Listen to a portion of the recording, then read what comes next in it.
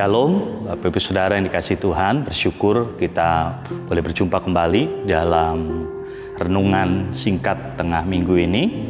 Kita percaya bahwa Tuhan masih mengizinkan kita berada di dalam keadaan seperti ini. Semua ada dalam rancangan Tuhan. Alkitab berkata, Allah turut bekerja dalam segala sesuatu untuk mendatangkan kebaikan bagi kita. Kita percaya bahwa apa yang mendatangkan kebaikan bagi kita, itu berasal dari Tuhan. Itu sebabnya perlu bagi kita untuk kita berjalan dalam kebenaran. Tema renungan singkat hari ini bicara tentang berjalan dalam kebenaran.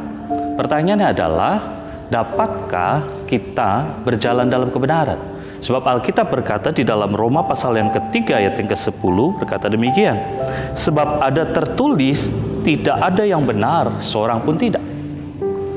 Ketika tidak ada yang benar, seorang pun tidak, maka sangat kecil kemungkinan kita untuk berjalan dalam kebenaran. Bagaimana kita bisa berjalan dalam kebenaran? Di dalam Roma pasal 3:23 katakan bahwa semua orang telah berbuat dosa dan telah kehilangan kemuliaan Allah. Jadi kebenaran akan begitu sulit untuk kita kerjakan. Kita akan begitu sulit untuk kita berjalan dalam kebenaran, sebab kebenaran yang Tuhan kehendaki adalah kebenaran yang sesuai dengan standarnya Tuhan. Kebenaran standarnya surga. Bukan standar dari dunia ini, bukan standar dari orang-orang di sekeliling kita, tapi standarnya Tuhan. Apa itu kebenaran dan siapa itu kebenaran? Yohanes pasal yang ke-14 ayat yang ke-6 berkata begini. Yohanes pasal 14 ayat yang ke-6. Kata Yesus kepadanya, "Akulah jalan dan kebenaran dan hidup. Tidak ada seorang pun yang datang kepada Bapa kalau tidak melalui aku." Jelas Alkitab berkata tidak ada seorang pun yang datang kepada Bapa kalau tidak melalui aku. Jadi ketika Yesus berkata, "Akulah jalan, akulah kebenaran, dan akulah hidup," maka satu-satunya kebenaran itu adalah Tuhan Yesus sendiri. Bagaimana kita bisa berjalan dalam kebenaran? Itu sebabnya di dalam Yohanes katakan begini, Yohanes pasal yang ke-16 ayat yang ke-8 sampai yang ke-13, saya baca ayat yang ke-13, Bapak Ibu Saudara bisa baca mulai ayat yang ke-8, bagaimana penghibur itu diberikan, dan bagaimana Roh Kudus itu diberikan, dijanjikan pekerjaan penghibur, mulai ayat yang ke-4 dalam Yohanes pasal yang ke-16, tapi kita mau baca ayat yang ke-13 begini, Yohanes pasal 16 ayat yang ke-13.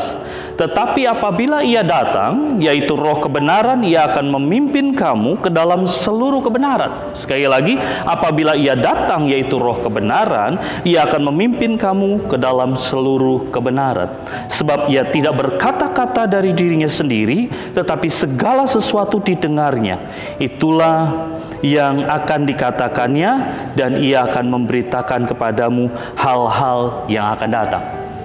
Jadi bagaimana kita bisa dipimpin oleh kebenaran dan bagaimana kita bisa berjalan dalam kebenaran? Satu-satunya yang dapat menuntun kita hidup dalam kebenaran adalah Roh Kudus. Tanpa Roh Kudus kita nggak bisa hidup dalam kebenaran. Tapi ketika Roh Kudus Tuhan curahkan, ketika Roh Kudus Tuhan berikan ke dalam hidup kita, saya percaya Roh Kudus yang akan menuntun saya dan saudara untuk kita berjalan dalam kebenaran.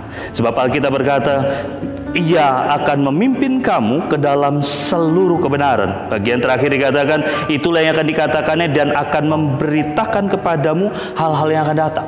Kita nggak tahu ke depan akan terjadi apa. Kita nggak tahu setelah ini akan terjadi apa. Tapi yang kita tahu satu hal, ketika kita berjalan dalam kebenaran, maka Roh Kudus itu akan menuntun kita. Apapun yang terjadi di hidup kita, apapun yang terjadi di sekeliling kita, kalau ada Roh Kudus, maka itu yang akan membawa kita, menuntun kita kepada kebenaran. Kalau Roh Kudus sudah menuntun kita kepada kebenaran, Roh Kudus membawa kita kepada kebenaran, maka saya percaya apapun yang kita lakukan, apapun yang kita kerjakan, kita nggak akan pernah kaget dengan yang terjadi di sekeliling kita. Apa tandanya orang yang sudah berjalan dalam kebenaran? Yang pertama, tanda orang yang hidup dalam kebenaran adalah hidupnya mengizinkan Kristus menjadi penguasa tunggal. Galatia pasal yang kedua ayat yang ke-20 berkata demikian. Namun aku hidup, tetapi bukan lagi aku sendiri yang hidup, melainkan Kristus yang hidup di dalam aku. Dan hidupku yang kuhidupi sekarang di dalam daging adalah hidup oleh iman di dalam Anak Allah yang telah mengasihi aku dan menyerahkan dirinya untuk aku. Jadi ketika Alkitab berkata bukan aku lagi yang hidup, bukan aku sendiri yang hidup, melainkan Kristus yang hidup di dalam aku, berarti otoritas kehidupan kita itu adalah Kristus. Kalau otoritas kehidupan kita Kristus, bukan diri kita, maka itu yang akan membawa kita kepada kebenaran, itu yang akan membawa kita mampu menghadapi segala sesuatu. Makanya situasi boleh berubah, kondisi boleh berubah di sekeliling kita, tetapi Dia Tuhan yang tidak pernah berubah dulu, sekarang, dan sampai selama-lamanya. Kalau Dia Allah yang tidak pernah berubah dulu, sekarang, dan sampai selama-lamanya, maka Dia akan menuntun kita, Dia akan menguasai hidup kita, Dia jadi penguasa tunggal hidup kita. Tanda orang yang hidup dalam kebenaran adalah hidupnya dikuasai oleh Kristus. Atau dengan kata lain, Kristus menjadi penguasa tunggal dalam hidupnya. Yang kedua tandanya orang yang hidup dalam kebenaran adalah hidup di dalam kemerdekaan. Orang yang hidup dalam kemerdekaan, Yohanes pasal yang ke-8 berkata begini. Yohanes pasal 8 ayat 31 dan 32. Yohanes pasal 8 ayat 31 dan 32, maka katanya kepada orang-orang Yahudi yang percaya kepadanya, jika kamu tetap dalam firman-Ku, kamu benar-benar adalah murid-Ku, dan kamu akan mengetahui kebenaran, dan kebenaran itu akan memerdekakan kamu. Jadi Bapak Ibu Saudara, yang kedua, bagaimana tanda orang yang sudah hidup dalam kebenaran? Yang kedua adalah hidupnya di dalam kemerdekaan. Mengalami kemerdekaan, mengalami kemenangan, mengalami kelepasan, hidup dalam kemerdekaan karena kebenaran yang memerdekakan dia. Tidak lagi dikuasai oleh ketakutan, tidak lagi dikuasai oleh kecemasan, tidak lagi dikuasai oleh kekhawatiran, tetapi ada kasih Kristus yang menguasai dalam hidupnya. Ada Kristus yang menjadi penguasa tunggal dalam hidupnya. Alkitab berkata Allah adalah kasih. Ketika ada Allah dalam hidup kita, ada kasih Allah dalam hidup kita yang menguasai kita, maka kasih itu melenyapkan ketakutan. Kasih yang melenyapkan ketakutan adalah kasih yang sempurna. Makanya tanda orang yang hidup di dalam kebenaran, hidupnya akan ada di dalam kemerdekaan. Yang ketiga, bagaimana tanda orang yang hidup dalam kebenaran adalah hidupnya senantiasa dalam pimpinan Roh Kudus. Hidup dipimpin oleh Roh Kudus.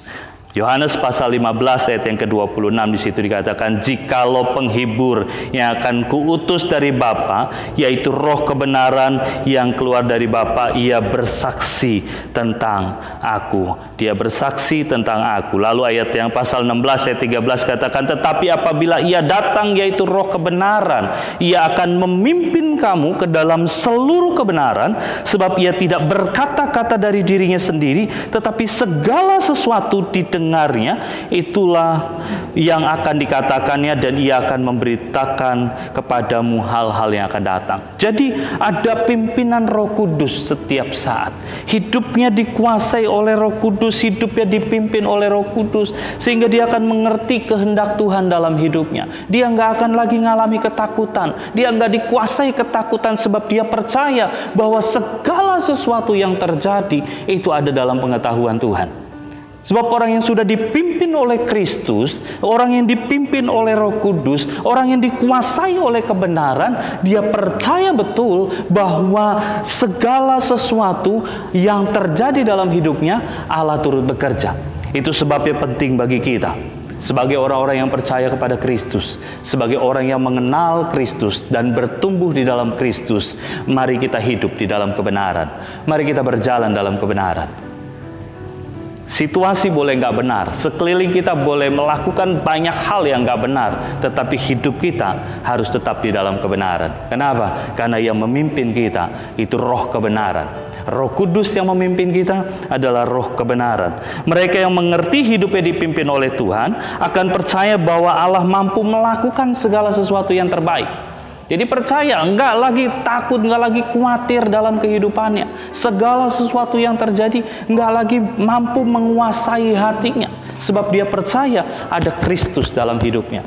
Semakin kita berjalan di dalam kebenaran, semakin kita dipimpin oleh kebenaran, saya percaya semakin Roh Kudus akan berkuasa dalam hidup kita. Semakin Roh Kudus berkuasa di hidup kita, maka semakin kita akan tahu rencana Tuhan yang terbaik di hidup kita. Semakin Roh Kudus memimpin hidup kita, semakin hidup kita dikuasai oleh Kristus, kita menjadikan Yesus sebagai penguasa tunggal, saya percaya kita akan semakin mengerti rencana Tuhan dalam hidup kita. Walaupun lembah kekelaman, kita tahu ada Tuhan yang tidak pernah meninggalkan kita. Walaupun kondisi yang tidak menyenangkan, kita tahu ada Tuhan yang tidak pernah meninggalkan kita. Sebab kita percaya Roh Kudus yang akan memimpin kita hidup di dalam kebenaran. Itu sebabnya dalam Mazmur pasal yang ke-25 ayat 4 dan 5 berkata begini, beritahukanlah jalan-jalanmu kepadaku ya Tuhan, tunjukkanlah itu kepadaku, bawalah aku berjalan dalam kebenaranmu, dan ajarlah aku, sebab Engkaulah Allah yang menyelamatkan aku, Engkau ku nanti-nantikan sepanjang hari. Sekali lagi ayat yang kelima berkata begini, Mazmur 25 ayat yang kelima, bawalah aku berjalan dalam kebenaranmu, dan ajarlah aku, sebab Engkaulah Allah yang menyelamatkan aku. Jadi kalau kita mau menyerahkan hidup kita kepada Tuhan, Tuhan yang memimpin kita, Tuhan yang menuntun kita hidup dalam kebenaran atau berjalan dalam kebenaran, maka yang harus kita lakukan adalah berserah kepada Tuhan. Percaya bahwa Dia Tuhan yang akan menyelamatkan kita, percaya bahwa Dia Tuhan yang akan menolong kita. Makanya pemazmur berkata, Engkau ku nanti-nantikan sepanjang hari. Semakin kita berserah kepada Tuhan, semakin kita menanti-nantikan Tuhan, maka saya percaya semakin kita melihat akan karya Tuhan dalam hidup kita. Hari ini ketika kita mendengar firman Tuhan, saya percaya bahwa ketika kita berjalan dalam kebenaran, hidup di dalam kebenaran, maka kebenaran yang akan membawa kita terus belajar ngerti rencana Tuhan dalam hidup kita. Semakin kita jauh dari Tuhan, semakin kita nggak bisa ngerti rencana Tuhan.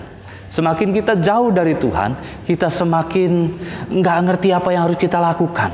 Tapi yuk, hari ini saya mengajak setiap kita, mari berjalan bersama dengan Tuhan. Mari berjalan dalam kebenaran. Ketika kita berjalan dalam kebenaran, saya percaya Dia sumber kekuatan kita, Dia yang memberkati kita semua. Ini renungan singkat yang bisa saya sampaikan, kira-kira menjadi berkat bagi kita semua. Tuhan Yesus memberkati kita semua.